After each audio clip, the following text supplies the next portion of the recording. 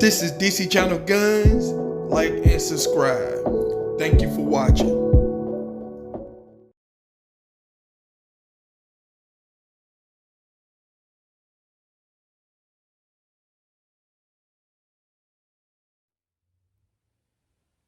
What up? This is DC Channel Guns coming back with you another video, people. I appreciate you for tuning in. If you don't mind, please hit the subscribe button, hit the notification button. Give me a thumbs up if you like this video, people. I appreciate all my subscribers and everything. I appreciate all the comments. So with that said, people, let's get into the subject and topic at hand. So I want to talk about something now. When it comes to you carrying your handgun and firearms and stuff like that on a daily basis, whether you open carry or you conceal carry. Now, I've been running into a lot of people and a lot of people that I talk to, have one magazine. And then, the ones I have talked to with the one magazine, let's say if you have an issue with your magazine and stuff like that, any failures or whatever the case may be, you don't have a option. You have no backup magazine, because, nothing is 100%. I have been and went to the range and had magazine issues when I never had issues with that magazine. So in a real life situation, you have to defend yourself. I feel like that's very important and stuff like that. And then, like I said before, you can leave your comments and stuff about your situation when it comes to how many magazines and stuff that you carry, because it's very interesting to me. Some people that I know that carries didn't put no emphasis at checking their magazine, make sure it's a properly function, magazine for the handgun and stuff like that. Some say they make sure they have a good magazine and stuff. And then, I had very few people say they carry a second magazine. Now, I understand most people, feel like they're not going to be in a situation where they got to use another magazine. But, malfunctions can happen, and you don't want a malfunction to happen in a bad situation when you need it. But, just being prepared, period, to me is very important, So, over time, since I've been carrying for a while, you start to, dot all your I's and cross your T's. And, some of these things that, a lot of people, they overlook or don't put a whole lot of attention into it, things they might need to slow down and start paying closely detail, your firearm, your magazines, the ammo and stuff. And, just put a little bit more interest in things to make sure everything is good when you're carrying. And because, I have read several articles where you had officers who had got in a situation and firearm jam because they had a bad magazine and stuff like that. And, it happens. Everything is not perfect, people. And I don't care what brand that you got or how much you pay for your magazine. Failures can happen, so that's why, I strongly urge people to make sure they have good magazines and stuff like that and everything.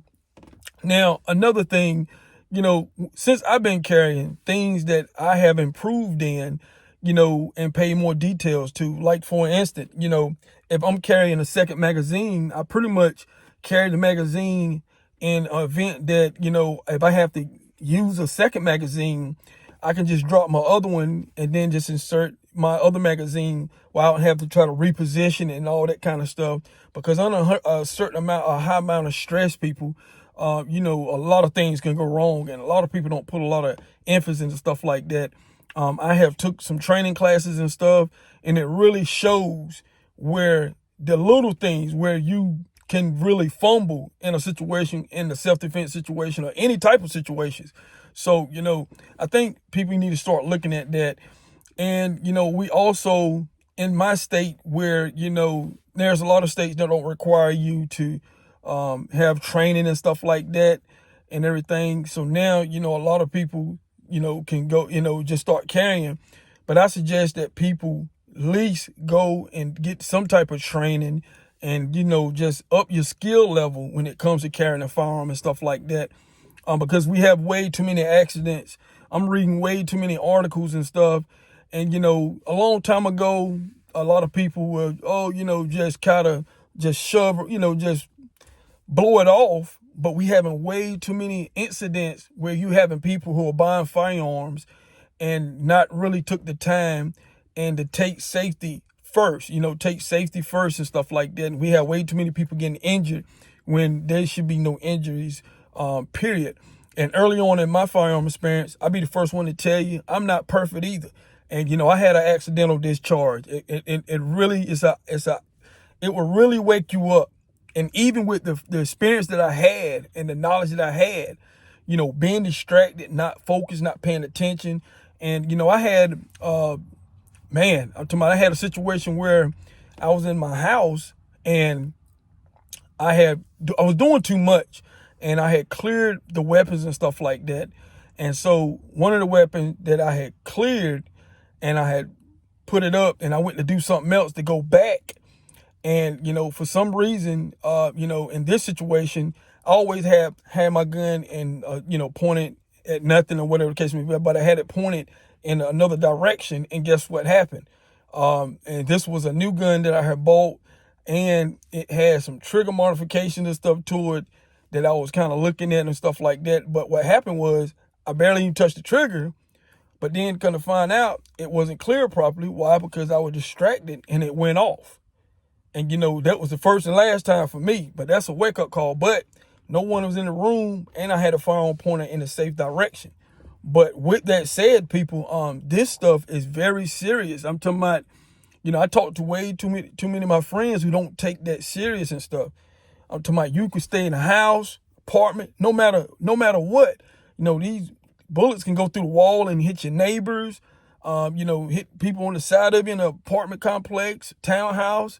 I'm talking about, it can happen, people, and it has happened and stuff like that. So I had read plenty of articles, and I did videos up here talking about it. So, safety is something we should take a little bit stronger time to look at and stuff like that. And not to say that everybody don't put safety first, but you have a lot of people who are jumping over hoops and everything to try to get to the exciting part. But, the part that everybody don't want to take the time up is very important and stuff. People keep from having accidents and stuff like that.